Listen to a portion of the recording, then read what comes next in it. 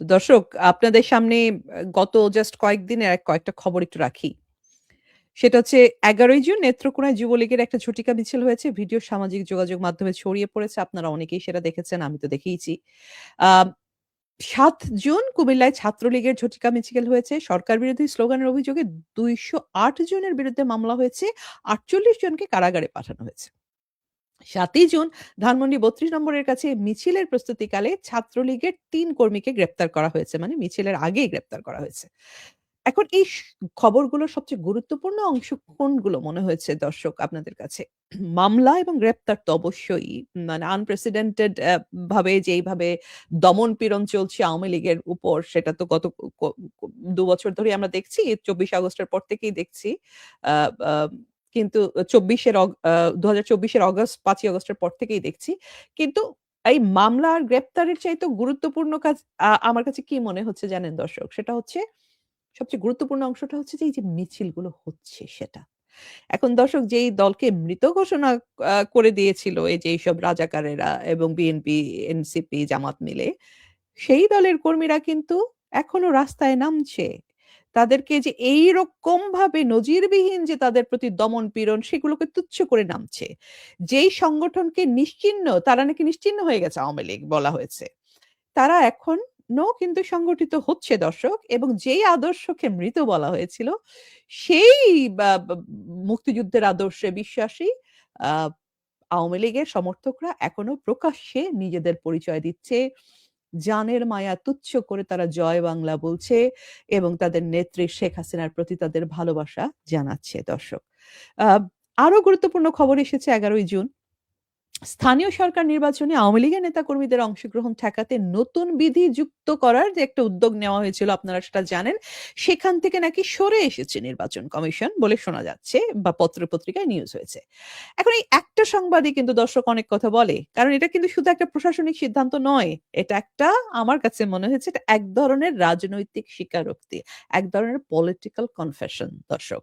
এই স্বীকারোক্তিটা হলো আওয়ামী লীগকে বাদ দিয়ে আমরা তওবা করিলাম। আওয়ামী লীগকে বাদ দিয়ে কোন গ্রহণযোগ্য নির্বাচন করা সম্ভব নয়। এইটাই হচ্ছে এই নির্বাচন কমিশনের আসলে স্বীকারোক্তি। আওয়ামী লীগকে বাদ দিয়ে আসলে রাজনীতি করাও সম্ভব নয় দর্শক। ফেব্রুয়ারির যে নির্বাচন যে একটা পাতানো নির্বাচন অনুষ্ঠিত হলো, সেই নির্বাচনের পরে এখন কিন্তু সেটা এই নির্বাচন কমিশন এবং বিএনপি সরকার হাড়ে এটা বুঝেছে। আর তার আরো ২ দিন আগে মানে 9th জুন তারেক রহমানের তথ্য উপদেষ্টা যে একটু চিয়া টাইপের একজন চিকন টাইপের একটা লোক আছেন না? ভদ্রলোক জাহিদুর রহমান। তিনি বলেছেন, ওই যে খুব টক শোতে আগে খুব চিবিয়ে কথা বলতেন যে সেই ব্যক্তি। তিনি বলছেন, "নির্বাচন সংক্রান্ত শর্তাবলী পূরণ করতে পারলে আওয়ামী লীগের নেতা কর্মীদেরকে স্থানীয় সরকার নির্বাচনে অংশগ্রহণে নাকি কোনো বাধা নেই।" এই বক্তব্যটা কেন গুরুত্বপূর্ণ দর্শক? এই বক্তব্যটা গুরুত্বপূর্ণ কারণ এটা কিন্তু কোন আওয়ামী লীগের নেতাকর্মী নেতা বলছেন না। এটা এসেছে বিএনপির ভেতর থেকে। অর্থাৎ যারা একসময় আওয়ামী লীগের নাকি রাজনৈতিক ভবিষ্যৎ-টবিষ্যৎ নেই বলে টক শোতে চিৎকার করত চিবিয়ে তারাও এখন স্বীকার করতে বাধ্য হচ্ছেন যে আওয়ামী লীগকে রাজনৈতিক সমীকরণের বাইরে রাখা অন্তত তাদের পক্ষে আর সম্ভব হচ্ছে না।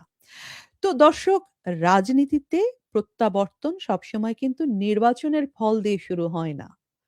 প্রত্যাবর্তন শুরু হয় মানুষের মন থেকে। প্রত্যাবর্তন শুরু হয় দর্শক যখন মানুষ তুলনা করতে শুরু করে। আজ মানুষ দেখছে বিএনপি সরকারের ১ম জাস্ট ১০০ দিনে ৬০৫ টি খুন, ১৯৬ টি অপহরণ এবং ৩,৪৯৬ টি নারী ও শিশু নির্যাতনের ঘটনা। এগুলো কিন্তু আমরা বলছি না দর্শক এটা টিআইবির প্রতিবেদন কিন্তু। মানুষ দেখছে হামে শত শিশুর মৃত্যু। মানুষ দেখছে রাজনৈতিক সহিংসতা থামেনি। মানুষ দেখছে আওয়ামী লীগের নেতা কর্মীদের বিরুদ্ধে হত্যা, মামলা, গ্রেপ্তার এবং তাদেরকে এই যে আ আটকে রাখা। তাদের প্রতি যে নির্যাতন।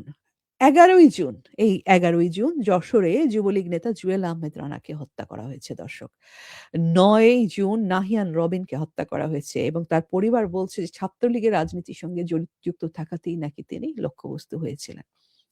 তো এই যে মৃত্যুর মিছিল, ছাত্রলীগ, আওয়ামী লীগের নেতাকর্মীদেরকে হত্যার যেই গ্রেপ্তারের এবং হত্যার যেই যা শুরু হয়েছে সেই মিছিলটা কিন্তু দর্শক এখনো অব্যাহত।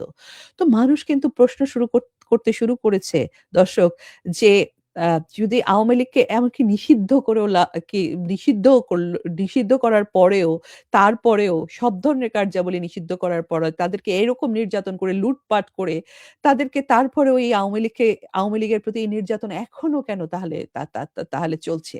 তো এখন আ এই এটা খুবই গুরুত্বপূর্ণ একটা দিক দর্শক। কারণ রাজনীতির ইতিহাসটা যদি আমরা দেখি, যখন মানুষ প্রশ্ন করতে শুরু করে, সাধারণ মানুষ যখন প্রশ্ন করতে শুরু করে, তখনই কিন্তু দর্শক যে রাজনীতিক পরিবর্তনের কথা যেটা আমরা বলছি, সেই পরিবর্তনের সূচনাটা কিন্তু হয়ে যায়।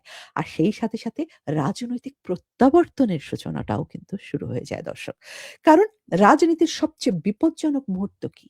সবচেয়ে বিপজ্জনক মুহূর্ত হলো যখন মানুষ শুধু বর্তমানকে নয় অতীতকে দর্শক মিস করতে শুরু করে।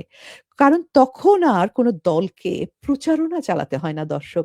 কারণ এই তুলনাটাই তার হয়ে কিন্তু প্রচারণা চালায়। আর আজকে বাংলাদেশের সবচেয়ে বড় রাজনৈতিক বাস্তবতা হলো আওয়ামী লীগের পক্ষে সবচেয়ে শক্তিশালী বক্তৃতা কিন্তু আওয়ামী লীগ দিতে হচ্ছে না। সেটা দিচ্ছে বাংলাদেশের বর্তমান বাস্তবতা। কারণ মানুষ এখন ঘোষণার রাজনীতি থেকে কিন্তু দর্শক ফলাফলের রাজনীতিতে চলে গেছে। মানুষ জানতে চায় চাকরি কোথায়, বিনিয়োগ কোথায়, দাম কমবে কবে, নিরাপত্তা ফিরবে কবে।